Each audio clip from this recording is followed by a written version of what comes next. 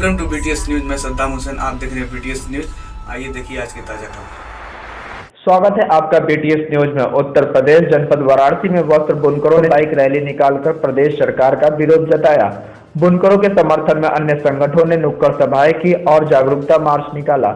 वस्त्र बुनकर संघ की ओर से लोहता से रैली निकाली गई। बुनकरों ने महात्मा गांधी के चित्र पर माल्यार्पण करने के बाद रैली निकाल शांतिपूर्ण तरीके से विरोध जताया। रैली का करमत्ता सुंदरपुरम और लल्लापुरा समेत कई इलाकों में भ्रमण कर विरोध किया। बुनकर संघ का अध्यक्ष राकेश कांत राय ने कहा कि कोरोना संकट से परेशान बुनकरों ने दुर्गा पूजा से पहले कुछ काम मिली तो राहत मिली, लेकिन लाखों रुपए के बिजली के बिल जमा करने उनके लिए संभव नहीं है। वार्ड नंबर 79 में तुफैल अंसारी ने रैली का स्वागत किया और बुनकरों के समर्थन में रैली निकाली। रैली में शैलेश सिंह, अवकाश सिंह, ज्वाला सिंह, अंजना सोमानी, अकरम, इशरत उस्मानी आदि लोग मौजूद रहे। साथ ही मंच से बुनकर सदस्य मनीषा शर्मा और फजलुर रहमान अंसारी ने कहा कि यदि 2-3 दिन में सरकार के तरफ से कोई ठोस फैसला नहीं आता है तो हम लोग जिला मुख्यालय पर विरोध प्रदर्शन करेंगे। मैं सरदार मकबूल हसन, बुनकर पंचायत 14 सरबराह। आज हमने बत्ती के लिए, इलेक्ट्रिक के लिए हमने वाहन जुलूस निकाली है। पूरे बनारस में इसका कर रहे हैं ताकि आदमी जागरूक कर रहे हैं ताकि गवर्नमेंट के अंदर हमारी बात को जाए, हमारी बात को सुने। हम गवर्नमेंट से झगड़ा नहीं करना चाहते, हम डायलॉग से बात करके अपने मसलों को हल करना चाहते हैं, लेकिन गवर्नमेंट कुछ सुन नहीं रही अभी। अगर नहीं सुने फिर हम लोग हो जाएंगे, हम जेल भर आंदोलन करेंगे इसके बाद। मैं इशरत उस्मानी, सदस्य बुनकर बिरादराना तंजीम 14 बनारस।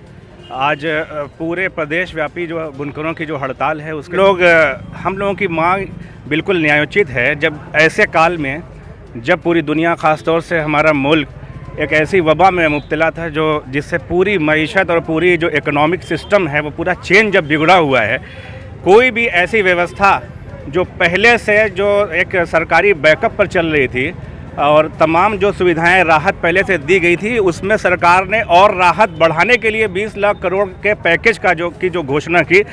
तो जब एक ऐसी जो एक कॉटेज इंडस्ट्री है, कुटीर उद्योग है, जो पहले से एक राहत दी जा रही थी, उस राहत को बढ़ाने के बजाय हमारे ऊपर 72 रुपये की जगह 2500, 3000, 4000 के ऑन एवरेज पर पावरलूम के हिसाब से बिजली की बिल थमा देना, ये अमानवीय है, क्राइम है, एक तरीके से गैर अखलाकी है, गैर आईनी है।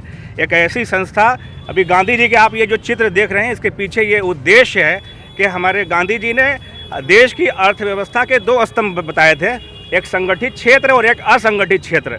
हम तमाम लोग असंगठित क्षेत्र हैं और गांधी जी ने जो मूल मंत्र दिया था कि हिंदुस्तान की इकोनॉमी उस वक्त तक डेवलप नहीं कर सकती जब तक कि हम असंगठित क्षेत्र को मजबूत ना करें।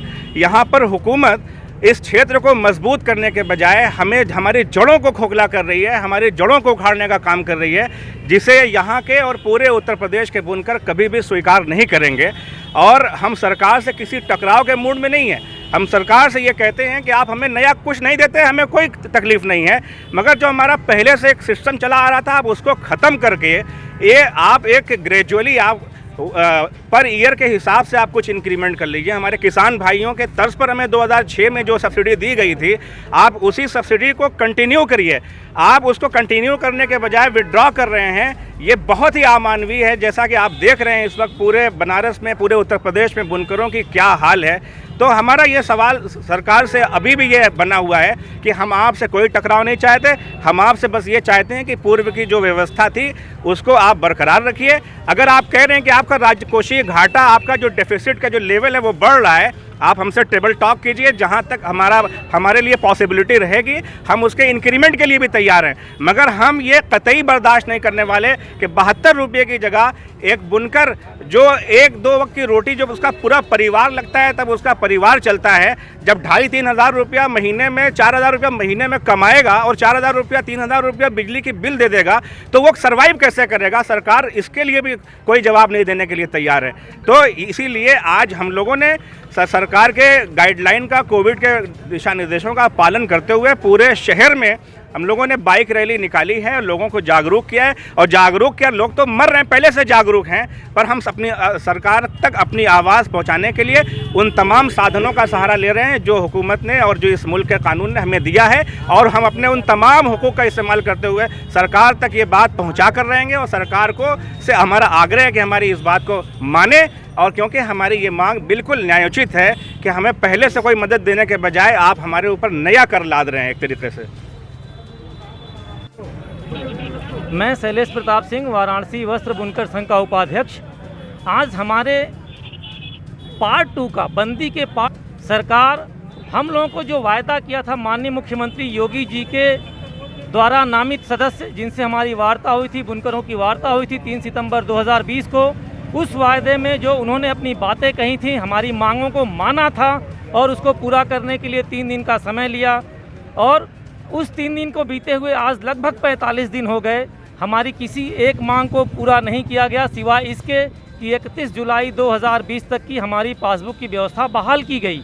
उसके बाद माननीय नवनीत सहगल साहब ने कहा था कि 15 दिन के अंदर अंदर हम आप लोगों के लिए एक बहुत अच्छी व्यवस्था ले आएंगे जिससे आप लोग का भी भला होगा और आप लोग का काम धंधा चलता रहेगा। लेकिन जब आज 15 अक्टूबर को हमारा आदेश जारी हुआ तो सिर्फ उसमें हमारी एक मांग पूरी की गई, जिसमें 31 जुलाई 2020 तक की बिजली की बिल पासबुक से लेने की बात की गई तथा 1 अगस्त 2020 से हमारी पुरानी व्यवस्था जो 1 जनवरी 2020 से लागू होनी थी उसी को यथावत रखा गया। हमारा विरोध सिर्फ सरकार से इस बात का है, विरोध नहीं है बल्कि याचना है कि हमें हमारे कारीगरों को हमारी मशीनों को चलाने के लिए हमें सस्ती बिजली उपलब्ध करावें।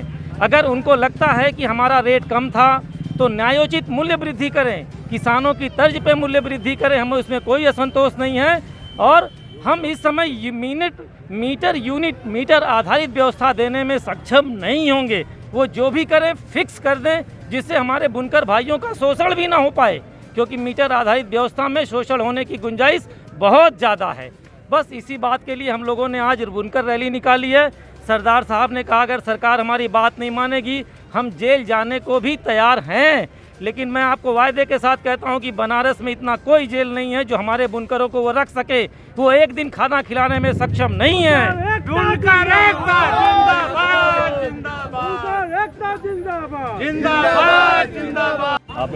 मैं राकेश कांत राय, वाराणसी वस्त्र बुनकर संघ का अध्यक्ष।